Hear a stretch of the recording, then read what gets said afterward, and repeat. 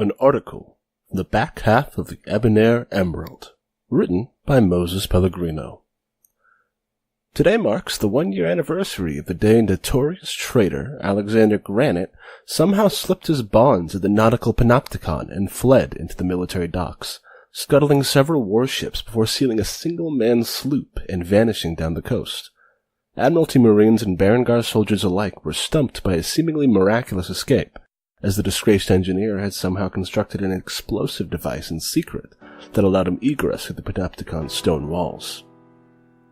Granite, a former warship technician, had made the news a number of times before being charged with treason, having expressed unpopular sentiments during the Tortugan War regarding the possibility of sending material goods to pacify the Tortugans, rather than the warship fleet the Admiralty Council at the time saw fit to send instead.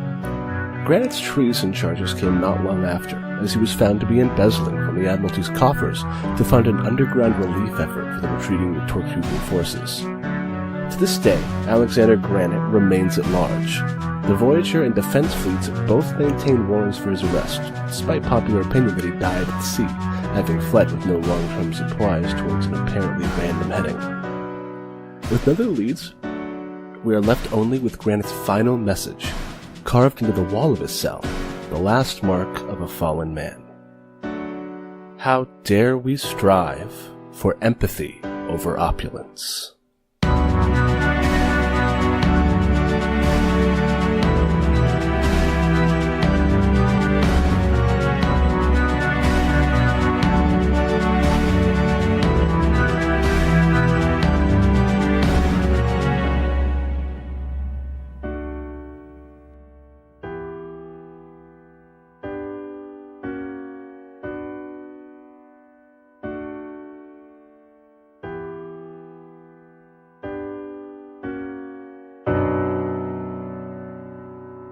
Hello, and welcome to Roll Dice and Cry, an actual play podcast where we roll dice and you cry.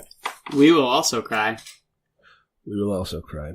Today, we return to Tulane, a little town in Galeria, where some stuff is going to happen.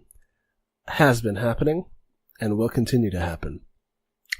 My name is Zachary Fredrickson. You can find me on Twitter at OfficeGettingGod. Today, I am joined by my players, Emily Riesbeck. Hi everybody, I'm Emily Riesbeck. You can find me on Twitter at The Blue Valkyrie, and you can read my webcomic, The Blue Valkyrie, at bluevalkyriecomic.tumblr.com. It's very good, so please read it. Read it. I'm also joined by Nora Udelius. Hello, I'm Nora Udelius. You can find me on Twitter at SnoreYou. Alright, fantastic. And today, we arrive in media res to a cat in crisis.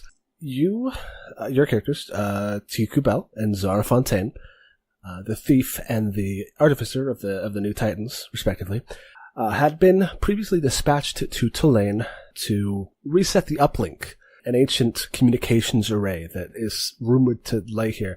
Zara, you were given, you kind of cased out the town a little bit. You checked out the local university where you found out that, one, a local professor had gone missing a couple of years ago, and went missing in a place east of the city. That's correct.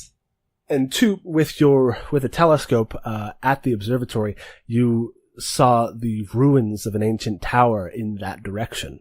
So you decided that was a good place to go. Tuku, last time you did some fencing of the illegal kind, not the sword kind. And the two of you decided to head out into the night. It is the middle of the night now. You split up during this when you came across a Koshaki thief who had stolen from a group of university students from the nearby university who had been camped out here. Tuku decided to give chase to this thief out of professional pride, or maybe some other emotion. I just want the loot. You wanted the loot. Well, that's a sort of pride. While Zara stayed behind, along with your companions, Eustace, Charlie, and Nemo, who met these three gentlemen, Providence Castor, Galileo Ponsera, and Tulin Pirnu, son of the Culture Admiral. You went off to have a fun time at their camp, while Tuku chased this thief into the night, only to be ambushed by this thief's friends and kidnapped. Yep, I'm kidnapped. When Leslie left Tuku, you had a bag put over your head. Mm-hmm. That's not a good look. And so that's where we're coming back. Yeah. Alright, so Tuku, the bag over your head smells slightly sweet. It's thick enough to obscure your vision in the dark, but it's not so thick that you can't breathe. Okay. Around you, you hear shuffles of movement. Like Oshaki, tackled, scrambles to their feet in front of you. You can hear like the rustling of leaves and them like jumping up. And then you hear a voice behind you. Mm-hmm. You got a little sloppy this time, Raspberry. This is the voice that you heard before, the one who told someone called Amethyst to put a bag over your head. At the same time, you previously felt the tip of a crossbow at your back, and now you feel hands tying your wrists and feet together. Okay. I guess I'm not pickpocketing anyone for the time being. No. The one in front of you, the Koshaki, you hear them speak, and they say, Oh man, I'm sorry, Alex. I got away from the rich boys just fine, but this person ambushed me. She chased me through the woods. I couldn't get away. I don't even know where she came from. And there's a sigh, and they keep going. She had a bunch of people with her. I lost them, but it was like a whole crew. I don't know what's going on, but the woods are full of folks tonight. All right, well, we can't just leave her here. We'll take her back home, try to figure out what's to be done with her. You hear that crossbow string being pulled taut again. Oh. Like maybe it had been like it had been disarmed, but then it's like, bam, it's back. And a third voice pipes up and they say, why don't we just, get rid of her? Whoa! And that for the big guy goes, Amethyst, you know that's not the type of people we are. And she stomps her foot. You heard, Raspberry. The woods are crawling with folks. What if one of them follows us and finds the right? And then Alex sighs and he says, that's all the more reason to get moving. And at this, you get picked up. Like just lifted into the air like a sack of grain and it just slung over somebody's shoulder. And then they all start walking into the woods. I just make like a lot of comments while I'm being carried. Like I have like not many problems with this for now. So I want to see where they're going and stuff, and they are not going to kill me, so whatever. So I just make a lot of comments like, this really doesn't flatter my features, this bag. Not my color. I mean, I don't know what color it is, but, not my color. You're complaining about the bag? Yeah, and I want to try to get my hands, untied. Okay. But I'm going to keep them, hopefully look like they are still tied. Okay. That sounds tough. That's definitely a defy danger. I think that's probably just to defy danger dexterity to maintain. It's like you could get out of these if you wanted to, because you're a thief. But this is about getting out of them without people seeing. Yeah. Alright. Yeah, so let's see. I rolled a 10. You rolled a 10. That was easy. Yeah. So as you're being carried, the knots that tie your wrists are not the kind of knots that you would use to tie somebody up. Okay. You've seen a lot of knots. You know how ropes work. Yeah. And they're like rigging knots. It makes you feel like the person who tied them knew how to tie stuff on ships, but this is kind of out of their purview, binding a human or a koshaki, or binding someone's wrists together. Mm-hmm. And as you're carried, you're able to get them, and then also hold on to it. Yeah. So that it doesn't fall off your wrists, and it still looks like you're being you're tied together. Okay. Your feet are still bound, but your hands are free. Yeah. And if you complain about the bag, the person who's carrying it says, "Well, it was all we had, considering our other sack was being used to carry loot. So, forgive us if we don't hold up to your standards." Yeah. Well, not many do. I have very high standards. Uh-huh. And then you keep going. Yeah. And as the minutes wind on, you start to notice that the sound of underbrush and trees swaying in the evening breeze starts to fade. The footsteps around you stop crunching leaves and producing the sound of wind cuts out almost entirely.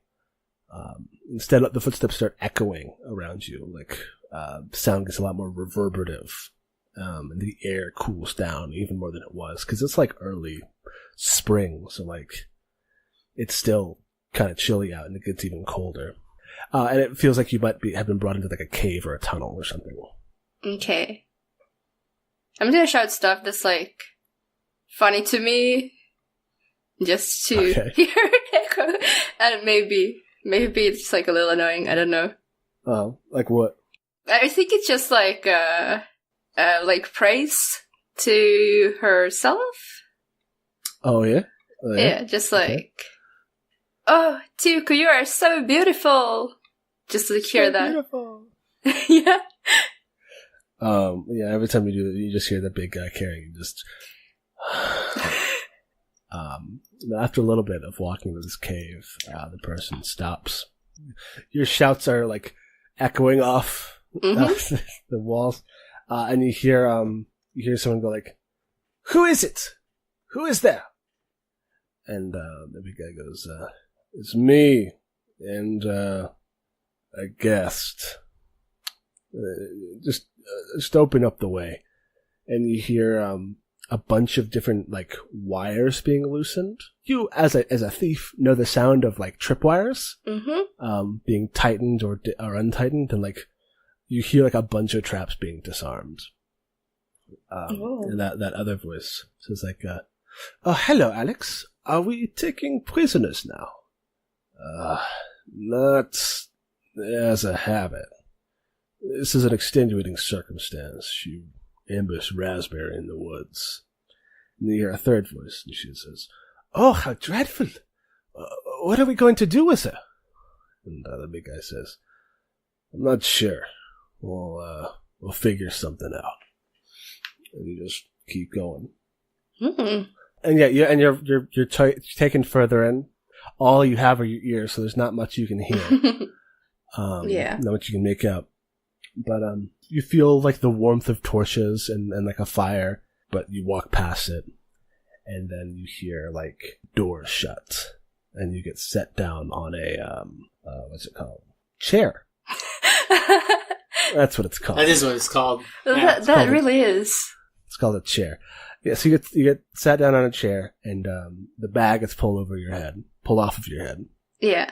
And you see a big bugbear man wearing like dark clothes, and even without his dark clothes, he's got like, because most bugbears you've met are like kind of brown, kind of chestnut, or like really reddish brown fur. This guy's got like coal gray, almost black fur, and his bright yellow eyes, and he looks kind of gruff and grizzled. He's got like a hood on that he pulls off. And next to him is a purple dwarf. She doesn't look like she's been eating very well, because her shell is like kind of dull. You can always tell like the health of a dwarf from like their shell coloration, like how lustrous it is. The healthier a dwarf is, the shinier and smoother their carapace is. And she looks kind of dull, but she looks okay. And she's holding this crossbow. That's very like a heavy crossbow that she's got pointed at you. And the big guy, whose name is Alexander Granite, is his name. He fixes you this hard look and he says, "All right, who are you?" Well, it's wonderful to meet you. My name is Tuku. I am a traveling traveler, here to travel in the forest with my traveling companions. All right. Traveling traveler. Uh-huh. Do you often just chase folks in the woods? Happens more often than you think. Not that often, though. Just more often than one would have expected growing up, in the non-woodland area. It's just, you can tell he's definitely trying to get a read on you and figure out what you're all about. Yeah. Tuku can definitely figure it out, and she's just kind of playing with this guy about this. Because she's very confident that... It might be false confidence, but she's very confident that she could get away from this situation very easily. Just like, take all of these people on somehow.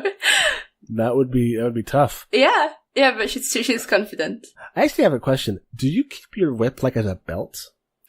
Oh, that is such a good look. I think it's like almost a concealed weapon. Yeah, I think it's she has always like some kind of a sash or a belt, so maybe it's like under it, kinda. Oh, dope. Or sometimes it's like you know how like Kimono Obi has that like small string around it? Uh-huh. Kind of like that. I don't remember what that string is called, but kind of like that. Sometimes. Nice. But the basically is that you are currently armed, even if you don't look it. Yeah. Nice. Because they probably did take like your knives and stuff. Oh no! Yeah, like Alexander has like a bundle of knives in one hand. It's a lot of knives. I have so many knives. You have so many. How many knives do you have again? Wait, how many knives do I have? I have 10 knives. You have 10 knives. That's a lot of knives. 10 knives is enough knives, like, for anybody. Yeah, so he kind of like shakes this bundle of knives that kind of rattles in his hand and says, I don't know many travelers that just carry around quite this much cutlery on them. Well, what do you know? Maybe I'm a chef. He turns to Amethyst and says, "You think Jacques and Jules cook with the same sized knife for everything?" And Amethyst looks at him and she says, "Nope. They have different kinds of knives, all sorts of different sized knives. Those are all the same sized knife, and none of them cook because you don't need two sides of a knife to cook with."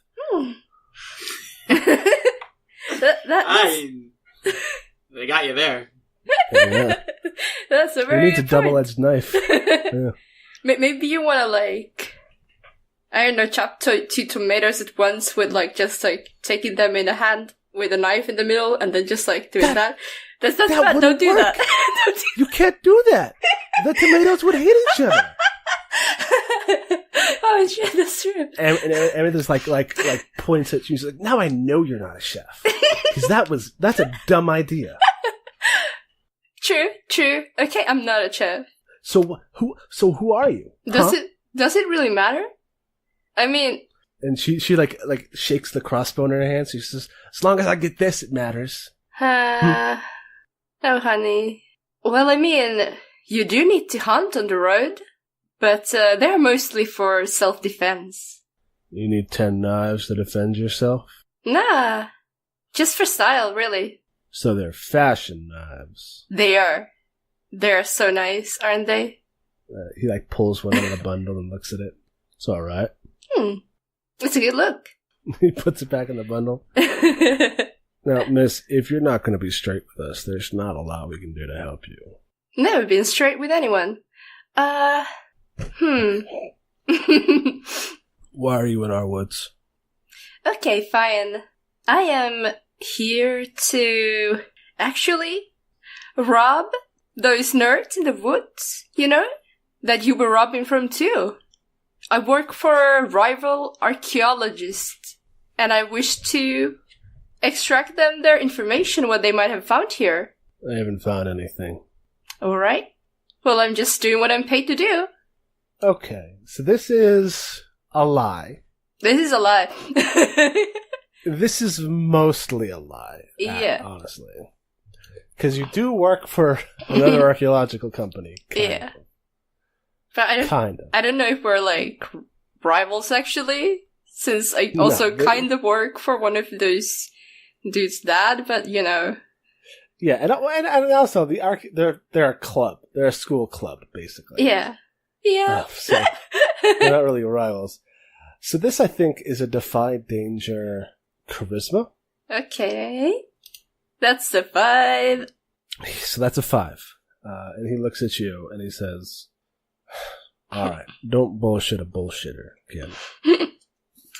But listen, As long as you promise not to say anything about this place, I don't feel right keeping you here. But he jingles the knives again. Keeping these. Oh, well, as long as you give them back when I leave, please. No. What? What? I just said I was keeping these. Oh. Okay, I'll just have to buy new ones. You can buy these back from us if you want. That wouldn't feel right. You could always use more food money. Yeah.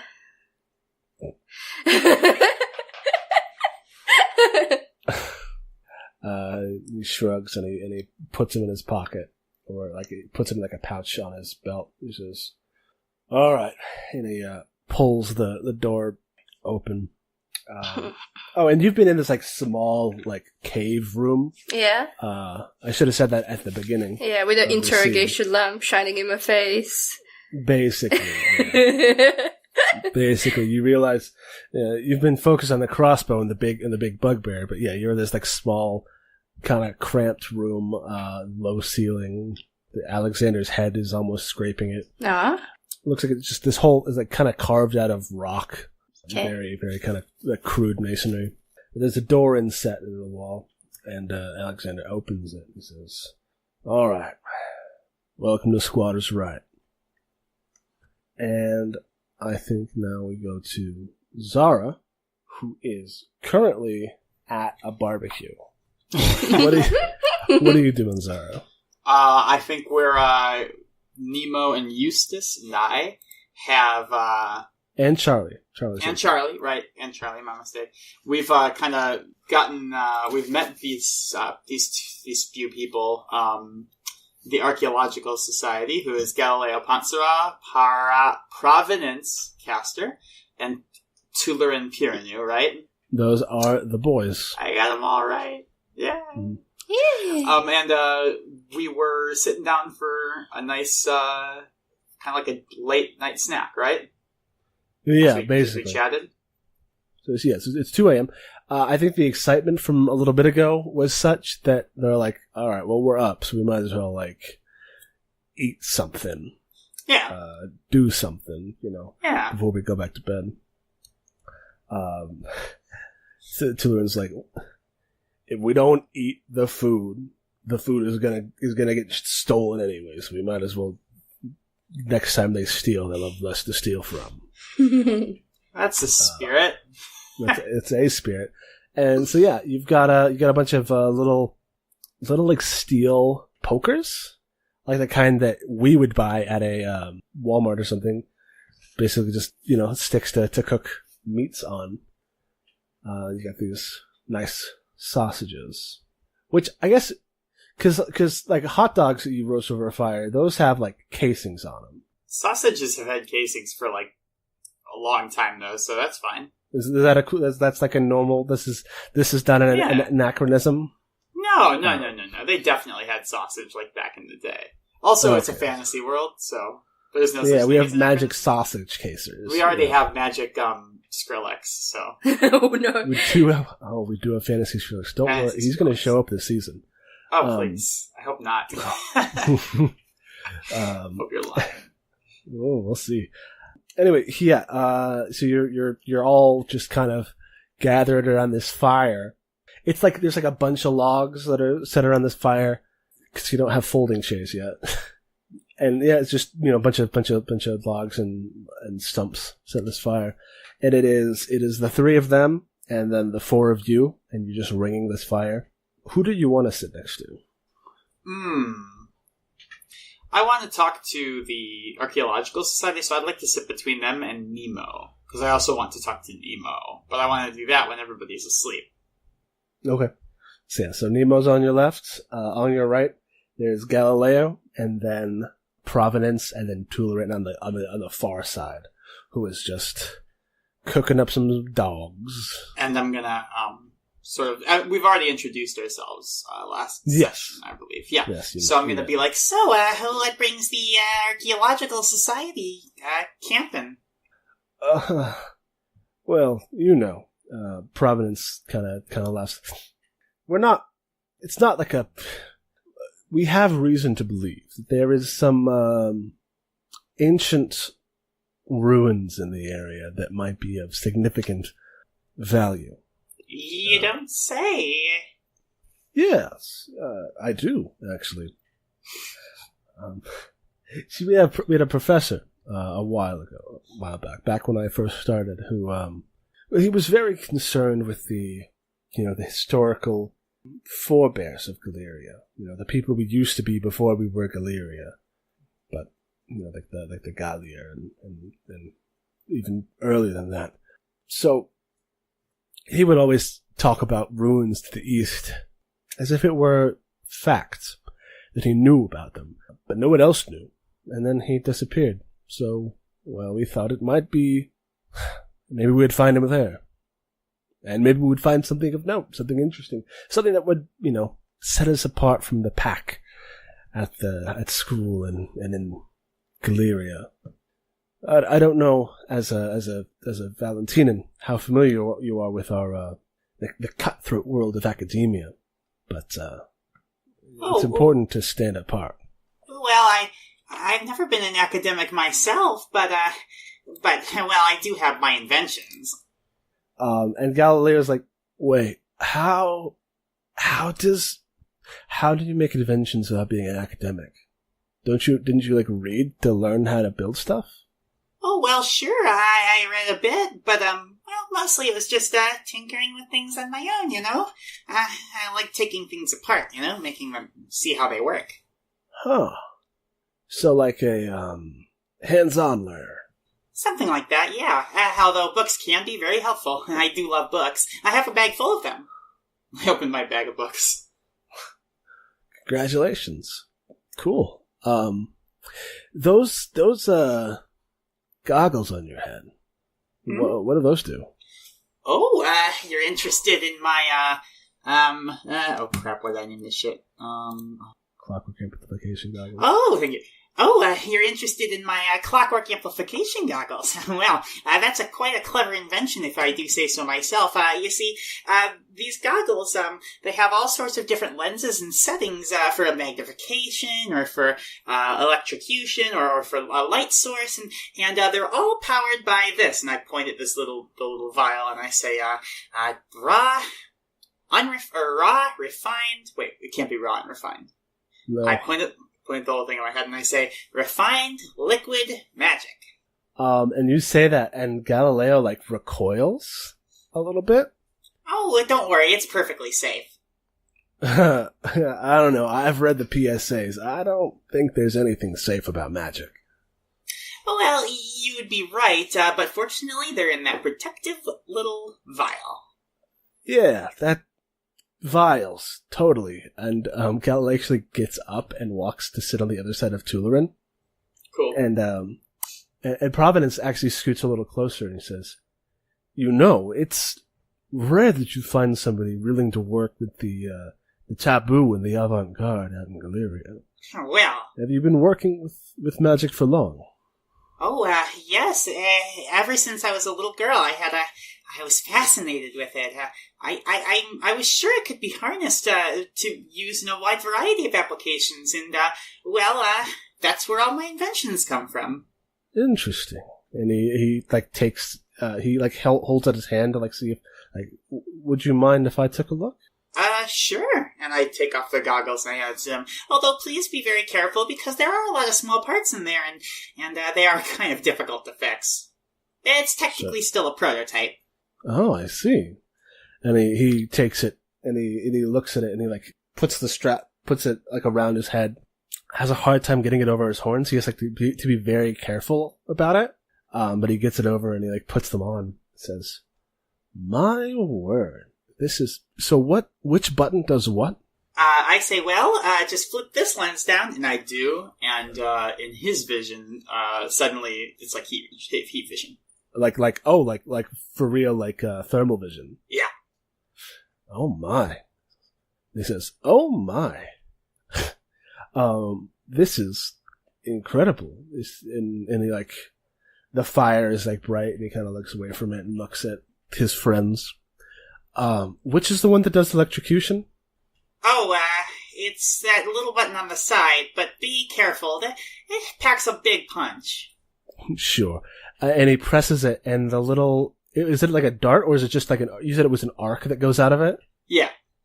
So an arc of electricity goes out and, like, zaps Tularin. He was, like, sat slouched on this log, and his knees, like, lock and shoot straight into the air. And he, jumps 5 feet in the air. Oh, dear. And he goes, "Blah!" And Galileo and Providence start laughing. And his teeth kind of... Assholes. He's like, come on, Tularin. You're a big, tough guy. I knew you'd be able to handle it. Don't worry about him. He's just a poor sport sometimes. And he takes off the goggles and hands them back to you. I sort of, take them and put them back on. Maybe that's enough field testing for tonight. Sure. It's very, very impressive stuff, though. You said you were an inventor. Have you thought about marketing your things? Oh, well, sure, of course I have.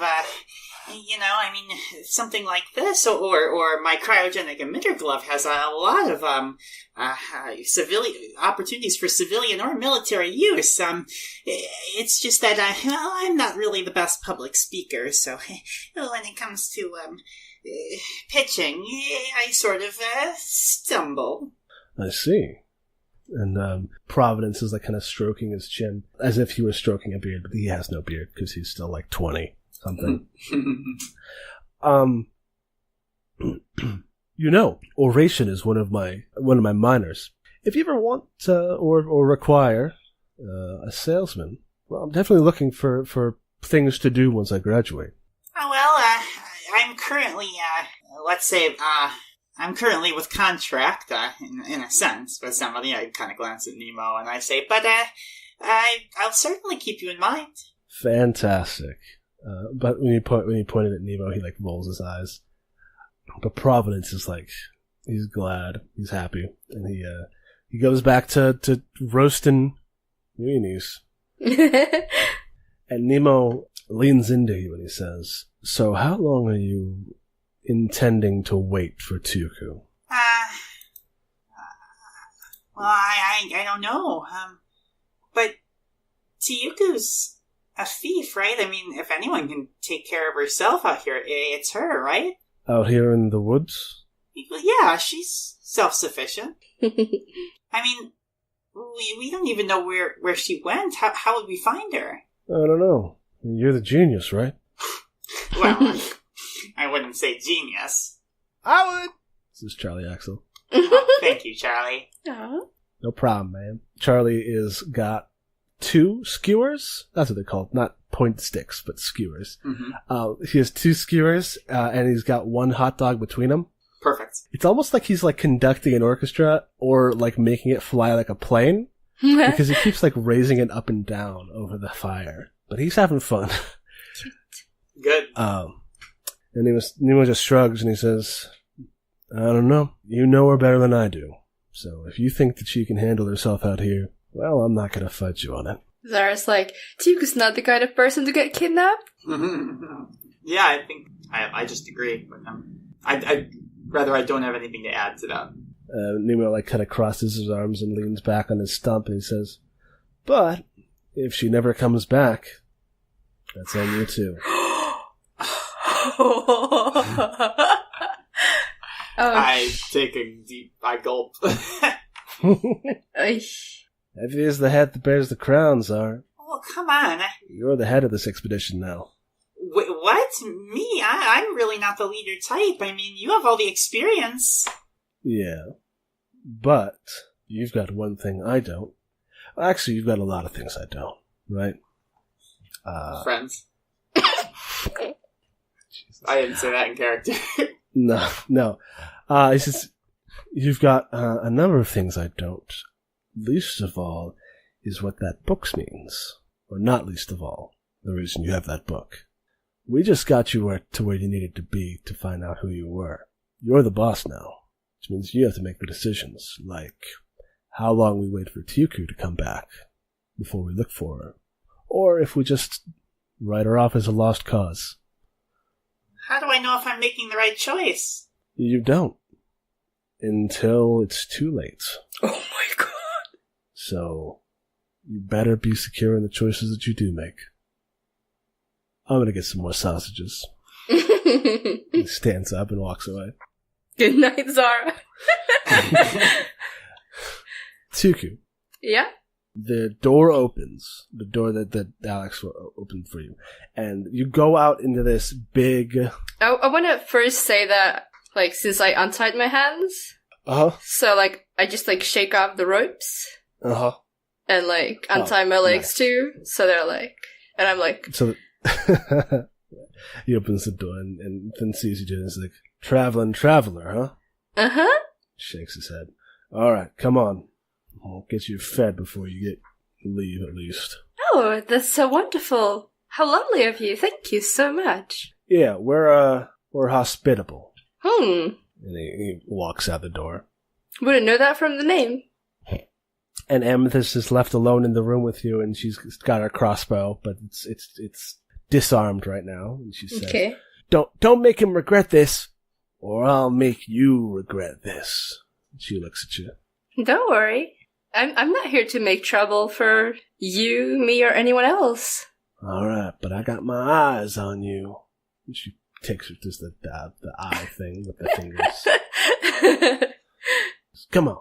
And Tiku follows. Tiku, like, looks around a lot, like, just kind of assessing the place, and it's like, well, I guess there's nothing worth stealing here.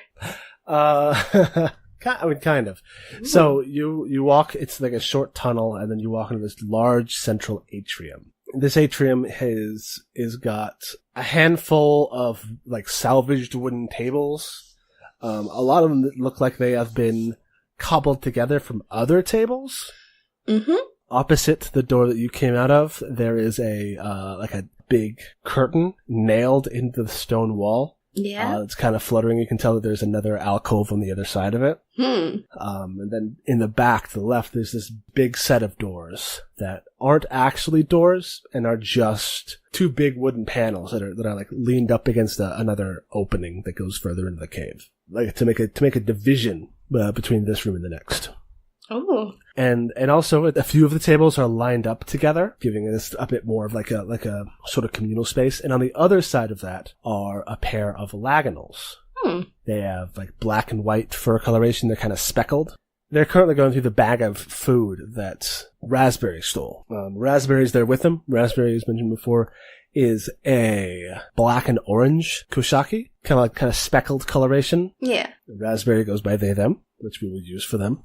Yeah, and they've kind of got like rubbing the back of their necks. Yeah, I mean they have less and less every time I go. I did manage to loop through the town beforehand, and I got some flour and sugar and stuff, so you can bake again. And the two laganals, their names are Jacques and Julien Lepin, and Julien, the sister, their brother and sister. The sister like pats Raspberry on the arm and says, "Oh, don't worry, dear. This is perfect. It's fine. There's absolutely nothing to worry about. This is wonderful." And Jacques says, "It's wonderful, but if this is all they've got left, we're going to need to look into finding some form of... This isn't going to last very long this time." And they both look up and they say, "Oh, it's the prisoner. Oh my." Hello. "Hello?" I greatly preferred the word guest, but hello, nice to meet you. Yes, guest. Guest who was tied up when you came in. So, yes. Well, I'm not tied up anymore. You're not. Congratulations. Thank you. Welcome. My name is Jacques. This is my sister Julien. We are the best bakers in Galeria. Wouldn't know it because of where we are. But congratulations. You get to experience our cooking. And they set aside like the bag of flour and the bag of sugar, and they put it to the side. And they start getting into the rest of the stuff, which is like an existing loaf of bread, which they kind of turn their nose up at. And it's like, it's a necessary evil. And like some pork, like pork chops, it looks like a pork loin. They start like slicing up and putting on a grill that they've got. And their grill is like, looking at it, you can tell that it's like a piece of armor that they banged out and cut holes in. I like that. That's such a good look. Yeah. And it's suspended over like some coals and some embers, and they get a pair of billows and start heating the grill back up. And you start to smell the smell of sizzling meat. And Raspberry says, "Come on, we can sit and watch because they don't like people getting in their way." Okay. And they bring you over to the table. Like there's two tables. One of the tables is a door that they took and put on like cinder blocks, and one of them is an actual table, but it was nailed together. Yeah. From two tables. There's like different chairs. It seems like they go like dumpster diving and take like broken stuff and fix it.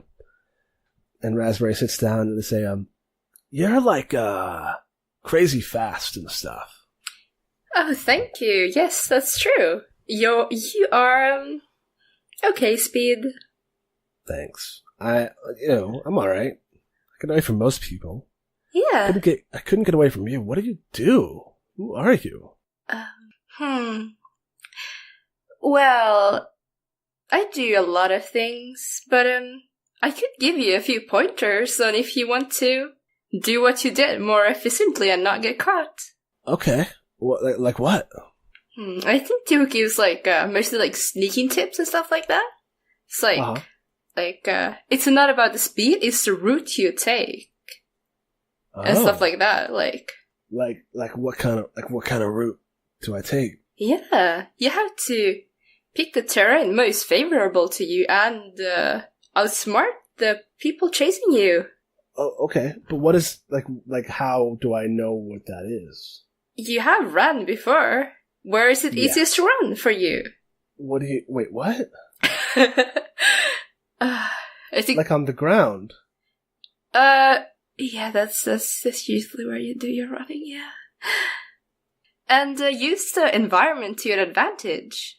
For example, if there are vines or trees, you can use those for a little speed boost or quick change of direction. I eat the vines. What? Like, I eat the vines and it gives me a boost to speed? Absolutely not. I'll okay. Show you later, maybe. Okay. So, what am I supposed to eat to go faster? Just whatever food you have, really. I don't think eating makes you faster. I mean, if you don't eat, then of course you'll be slower, but I don't think you have a power bar for that. Oh, okay. So, it's not like a superfood? Like a spinach? No. I like chia seeds, though.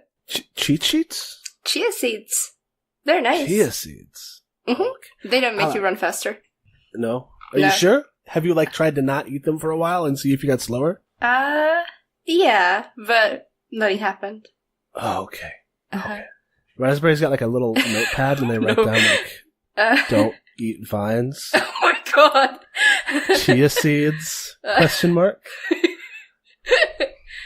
Duke stares in the distance I just wasted my time and my precious advice and words. They also write down the other stuff. Okay, okay. But yeah. Talking about power bars though. What? Those exist though. We have those. I'm sure you do. Yeah.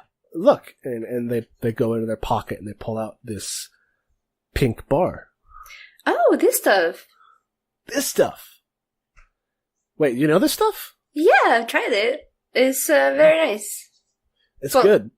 Are we trying to, it keeps us full, but it's kind of the same flavor every time, so we kind of still want to get other food.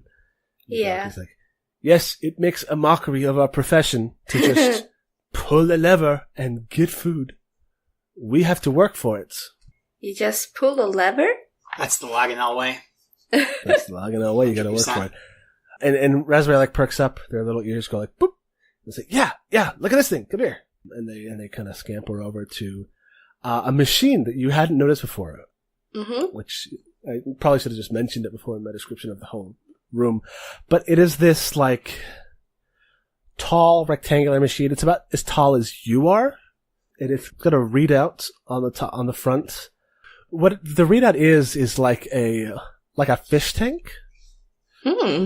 So you can tell it's kind of got that same holographic, like hologram technology that the communicators and other stuff at the Bastion does. Yeah. But it seems to be like kind of old and worn out, and there's nothing. It doesn't say anything. It's just kind of dimly glowing. You can see like some algae on the inside, and then it's got like a crank on the side, like a slot machine would. And then there's a tray at the bottom with like a floppy door. Okay. And Raspberry like kind of pats it fondly and says, "This is Cynthia, and she makes us food if you say please, thank you, nicely." Aha. But she only makes us 2 kinds of food, because she's old. Pat, pat, pat. I mean, I think Tiku definitely recognizes this Titan tech after being around some Titan tech. It's also got like a bunch of like text on it, but like it all looks like instructional text. Like it says like, beseech the machine and pull the lever and stuff like that. Yeah. Keep hands out of the workings. Yeah. The rest of it is like, it's cool. Do you want to try it? Yeah, sure. Okay. You gotta be nice and say please, though. Cause it's kinda cranky, cause she's old. Okay. And this is a chance for me to pull out one of the special moves for this custom moves for this adventure.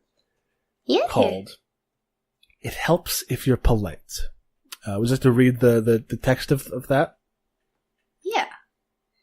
When you entreat the food synthesizer for sustenance, roll plus charisma. On a 10 plus, the machine is feeling generous. Take 2 pink bars. On a 79, it's not quite as generous.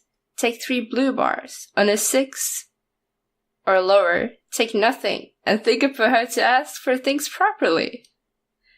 Okay. So I think Tuga's like, "Oh, machine, bestow upon me this food, please." Kinda. Like...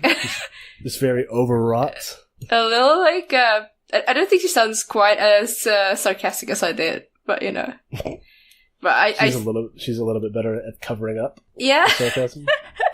But she's definitely not like on the 100% sincere, since she's like kind of bullshit. Of course it'll work no matter what. And I rolled a 6, so... Oh boy. Okay. So yeah, you reach up and you say all that stuff, and then you pull the lever. Or like you say all that stuff, and then Raspberry's like, "Oh, you gotta pull the lever." Oh. I pulled the lever. Pull the lever. And it like, boom, bum, bum, bum, bum, bum, bum, bum. Like it like kind of rattles for a little bit. Yeah. And then that dim glow gets a little brighter. And in a language that you can kind of, you both have never heard it before and also can understand, sort of like, empathically. It says, "Why don't you put a little heart into it next time?" Oh, cheeky. And then it, dims down. And Raspberry's like, ears go, "Oh, I guess it didn't work this time." Yeah. Oh well. I guess we'll try. We can try again, like tomorrow, a little later. Yeah. It's not. So it's fine. It's fine. I think the food's ready though. Oh, wonderful. And yeah, you head over back to the table where Jacques and Julien have finished their food making, and it's just pork chops, but they're good. They're made with heart. With love by these two laganals, and they hand them out to you. And they're like, "Hey, here's some food." And Alexander, who has been like kind of fussing around in the background, goes like, "Before we eat, let me go get Orion and make sure he gets something into him." And he goes back to where those 2 wooden panels are, and pulls one aside and disappears inside. And you can see that it's very dark in there, but you can see like the shapes, like piles and piles of stuff. Yeah. In that room. Okay. And a couple minutes later, he comes back with a old orc. If you've ever played Final Fantasy VI, one of my big inspirations for the way this guy looks is the mage Tella. He's got this shock of white hair and this big bushy white beard and these little round glasses. And his horns are, just kind of, they're like back swept and like, kind of a thunderbolt shaped. Oh. And he is wearing kind of like what was at one point like a scholar's robes, but they are pretty gnarly. They're pretty dirty, especially like on the knees and like from the elbow down. Like he spends a lot of time in the dirt and in the mud and whatever else, digging around. And it's also just old. Like he hasn't changed in a long time, and it doesn't really keep up with his hygiene. Oh, that's gross. He's led over to the table by Alexander, who sits him down and says, "Now, all right, Orion, you need to eat. It's important that you eat." He says, "I know, Alex, but I could eat later. I think I've always found it." And he says, "Nope, you're gonna eat now." He says, Fine. And he takes like this big, like a fork, which is just a knife that's been split in two, and starts stabbing at this pork chop. Are you just like tucking in, or what? Do you even wanted this food from them? I think it was kind of like, you sure it's okay for me to eat? I mean, you had to steal this. Alexander just kind of nods and he says, "If you're under our roof, you get a piece of our food. We're not savages. We take care of people who need to get fed, as opposed to some other folks." The nerds? The nerds. The Admiralty in general. Yeah. You don't see many homeless folks in Galeria, do you? Well, no. I think Duke probably has seen some in like, underworld circles, maybe? Mm-hmm. But she's like, no. She doesn't want to. And he says, "That's not an accident. It's not that there's no poor people in Galeria. The Admiralty just wants them out of sight. We're the most prosperous nation in the archipelago, or so they say. And so, people who go against that narrative, it'd be better if they weren't around." Yeah, that's kind of bullshit. No kidding. That's why Squatter's Right exists. That's why we're here, out from under the thumb of the Admiralty. Even if we have to steal from them, it's not like they can't afford to lose it, can they? Exactly, that's what I'm always saying. Oh my god. He kind of sighs and he says, You seem like a qualified person. In many ways. Somebody who can get into places. And out of them. Yeah, that's the important part, isn't it?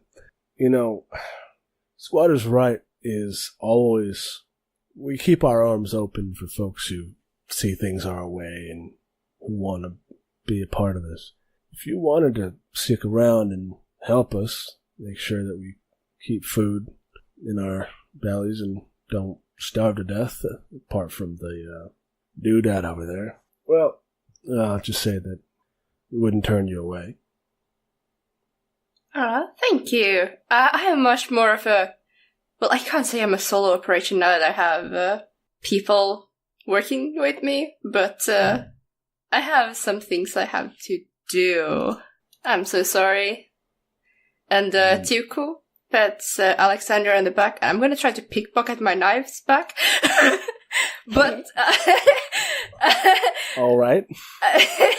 Wait. Is that a... Okay. But I want to pay for them. But I don't want to do that openly, since, yeah.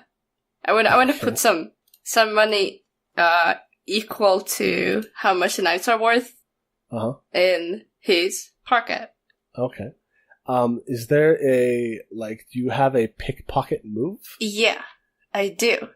It's tricks of the trade. Tricks of the trade. Is it that's there's a pickpocket thing in there too? Yeah. When you pick locks or pockets or disable traps, roll +X. On a 10+ you do it no problem. On a 7 to 9 you still do it, but the GM will offer you 2 options between suspicion, danger, or cost. Okay. Yeah. Give that a roll. Yeah, I will. I rolled a 7. Okay, so I have to give you 2 options between danger, suspicion, or cost. Yeah. And I don't think you're in danger here, so I'm going to give you suspicion or cost. Okay. Suspicion, he knows you pickpocketed him, and he doesn't like that, doesn't feel good about it. Yeah. Or cost, you end up giving him... How much were you expecting to give him? How much do daggers cost? I don't. They don't cost a lot, and you had to pay even less for them. Yeah. Because of Nevo. Yeah. But I mean, I'm giving them the... Yeah. No, a throw and dagger is 1 coin, so 10. Yeah. It would be 10 coins for all of them. Okay. And I would say that the cost decision would be to double that. Okay, that's fine. I don't want to dissuade the note, and 20 isn't that bad, so... Alright. That's fine. So you deposit $20 Galarian into the pouch of the bag that the knives were in. Yeah. And you secret them onto your person again. Yay! You terrible thief. Like, the worst thing that could have happened there is that who gets caught giving someone money. That's not good for business. That's not good for anyone's reputation. Yeah, exactly. All right. Yeah. So you eat with them, and then as soon as you want to leave, you can leave. Okay. How long do you think you stay? I don't think I stay that long, but I think I talked to the professor before I go. Okay. So the professor is kind of like, he's got the pork chop on his fork and is just like gnawing on it. Mm-hmm. His old man teeth. Yeah. He hasn't actually looked at you much at all since he came and sat down. He's pretty single-minded about eating his food as fast as possible. Okay. I think I just I don't sit right next to him because he's kind of gross and stuff. And my clothes are nice and, well, not probably that clean, but cleanish. Cleaner. Mm-hmm. Yeah. And I'm just so are you Professor Orion Montague? And he's chewing, and he starts talking without even looking at you. He says, "Yes, I am." And he looks at you and stops dead. His mouth kind of drops open, and the pork chop falls onto the plate. Oh. And he says, "Alexander, yeah, Ryan. Why is there a Titan here?" What? I think Tuco moves a little further away from this guy, And the same movement that you're leaning back, he leans forward and peers at you. And his eyes are a little weird and kind of hazy. Yeah. But they are also weirdly sharp when he's looking at you. Yeah. He says, "There's no mistaking it. How did you find us so soon?"